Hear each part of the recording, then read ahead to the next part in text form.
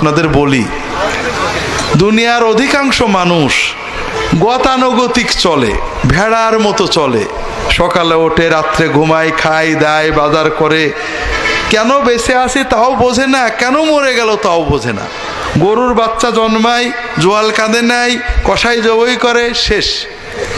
ওর খিদে লাগে, খায়, পায়খানা চাপে, হাগে, কিন্তু ওর জীবন কি বোঝে না। আমরা মানুষের বাচ্চারা অনেকে এরকম, ছোটবেলায় বড় হয়েছি, বিয়ে শাদী করেছি, বাজারে যাই, কেনই বা টাকা কামাই করি, এ টাকা রেখে যে কি হবে, কেনই বা বাজার করি, কেনই বা এলাম, কেনই বা গেলাম, কিছুই চিন্তা করে না। এরকম মানুষ বেশি।